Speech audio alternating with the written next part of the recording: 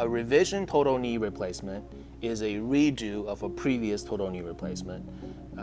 And the expectation for the patient is actually very similar to the first knee replacement. Now, the surgery depends on what has to be done, may take a little bit longer, but the hospital stay, the care afterwards is very similar.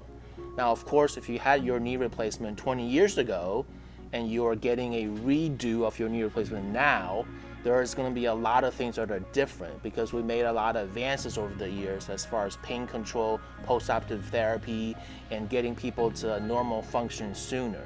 But if your knee replacement was done 2 years ago and we're redoing another one now, there's not going to be a lot of changes. So the expectation for a redo of a knee replacement is very similar to the first knee replacement that people had.